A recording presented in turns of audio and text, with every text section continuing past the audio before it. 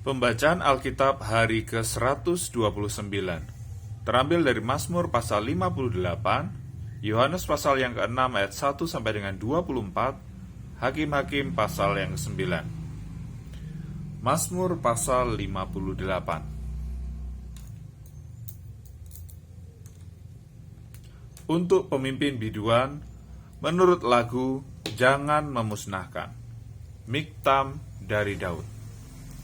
Sungguhkah kamu memberi keputusan yang adil, hai para penguasa? Apakah kamu menghakimi anak-anak manusia dengan jujur? Malah sesuai dengan niatmu, kamu melakukan kejahatan.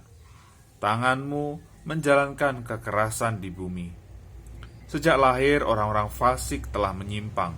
Sejak dari kandungan pendusta-pendusta telah sesat. Bisa mereka serupa bisa ular. Mereka seperti ular tedung tuli yang menutup telinganya, yang tidak mendengarkan suara tukang-tukang serapah atau suara pembaca mantra yang pandai. Ya Allah, hancurkanlah gigi mereka dalam mulutnya. Patahkanlah gigi geligi singa-singa muda ya Tuhan. Biarlah mereka hilang seperti air yang mengalir lenyap. Biarlah mereka menjadi layu seperti rumput di jalan. Biarlah mereka seperti siput yang menjadi lendir, seperti guguran perempuan yang tidak melihat matahari. Sebelum periuk-periukmu merasakan api semak duri, telah dilandanya baik yang hidup segar maupun yang hangus. Orang benar itu akan bersuka cita, sebab ia memandang pembalasan.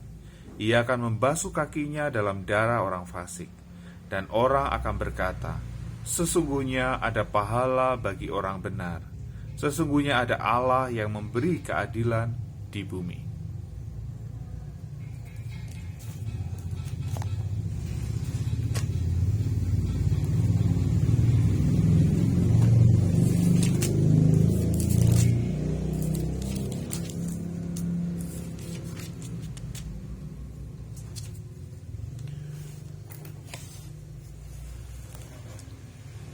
Yohanes pasal yang ke-6 ayat 1 sampai dengan 24. Sesudah itu Yesus berangkat ke seberang danau Galilea, yaitu danau Tiberias. Orang banyak berbondong-bondong mengikuti dia karena mereka melihat mukjizat-mukjizat penyembuhan yang diadakannya terhadap orang-orang sakit. Dan Yesus naik ke atas gunung dan duduk di situ dengan murid-muridnya. Dan Paskah, hari raya orang Yahudi, sudah dekat. Ketika Yesus memandang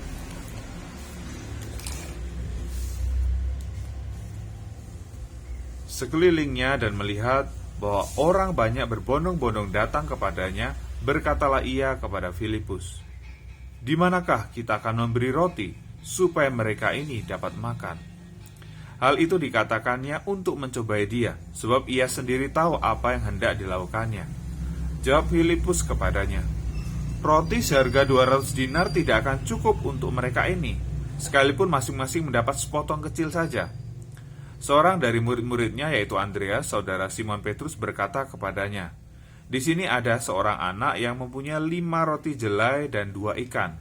Tetapi apakah artinya itu untuk orang sebanyak ini?" Kata Yesus, "Suruhlah orang-orang itu duduk." Adapun di tempat itu banyak rumput, maka duduklah orang-orang itu, kira-kira 5.000 laki-laki banyaknya.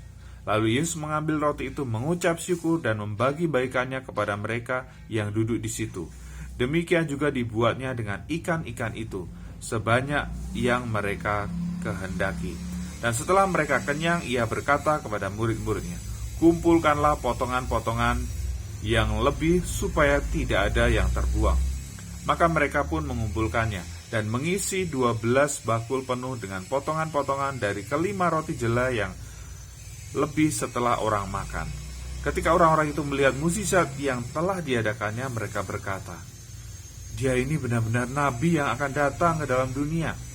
Karena Yesus tahu bahwa mereka hendak datang dan hendak membawa dia dengan paksa untuk menjadikan dia raja, ia menyingkir pula ke gunung seorang diri.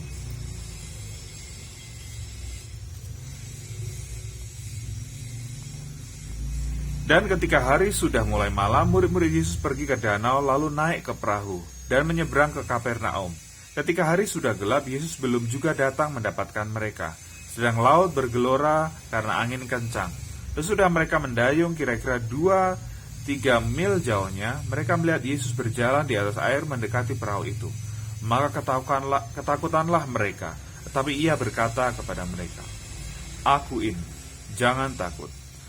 Mereka mau menaikkan dia ke dalam perahu dan seketika juga perahu itu sampai ke pantai yang mereka tuju.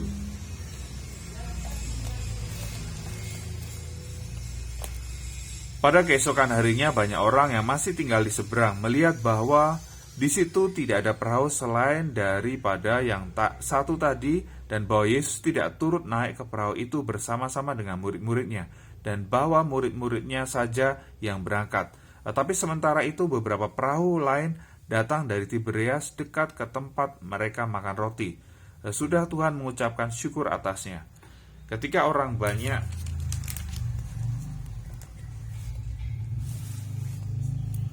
melihat bahwa Yesus tidak ada di situ dan murid-muridnya juga tidak, mereka naik ke perahu-perahu itu lalu berangkat ke Kapernaum untuk mencari Yesus.